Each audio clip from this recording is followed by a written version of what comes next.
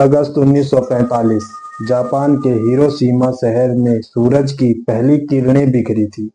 सुबह के करीब 8 बज रहे थे। सड़कों पर लोग अपने काम के लिए निकल रहे थे। बच्चों के स्कूल के मैदानों में खेल रहे थे और महिलाएं घरों में काम कर रही थी। किसी को अंदाजा भी नहीं था कि आसमान से मौत मंडरा रही है। तभी बादलों को चीरता हुआ अमेरिकी वायुसेना का एक B-29 बॉम्बर विमान एनोला गे तेजी से हिरोशिमा की ओर बढ़ रहा था। इसके पायलट पॉल डिबेट्स को पता था कि उनके विमान में लदा लिटिल बॉय नाम का बम सिर्फ एक हथियार नहीं है बल्कि तबाही का नया नाम है। सुबह के ठीक 8:15 पर विमान से वो बम नीचे गिराया गया। 43 सेकंड तक वो हवा में नीचे आता रहा और फिर जमीन से 600 मीटर ऊपर एक धमाका हुआ जिसकी कल्पना आज भी रूह कंपा देती है। एक पल के लिए सूरज की रोशनी भी फीकी पड़ गई। नीले सफेद रोशनी चमकी और फिर एक भयानक मशरूम के आकार का बादल आसमान की ओर उठा।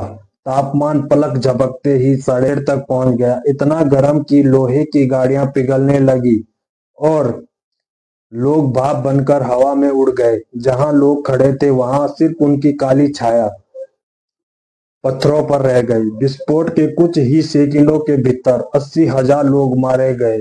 पूरा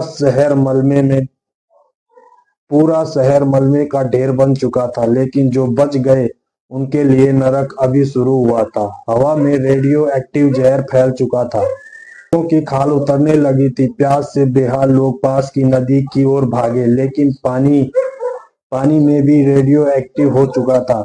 अगले कुछ हफ्तों और महीनों में हजारों और लोग मारे गए। बाल झड़ने, मसूड़े से खून आना, शरीर का गलना, रेडिएशन यानी परमाणु बीमारी ने एक पूरी पीढ़ी को कैंसर और अपंग बना दिया। अभी दुनिया हिरोशिमा के दर्द को समझी ही थी कि 3 दिन बाद 9 अगस्त 1945 को जापान के एक और शहर नागासाकी में फैट मैन नामक दूसरा परमाणु बम गिराया गया। 40,000 लोग तुरंत मारे गए। इन दोनों धमाकों ने पूरी दुनिया को हिलाकर रख दिया। जापान के पास अब कोई रास्ता नहीं बचा था। अतः लास्ट में जापान ने अपने आप को सरेंडर कर दिया।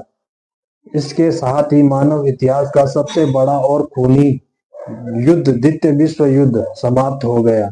आज हिरोशिमा और नागासाकी फिर से खड़े हो चुके हैं।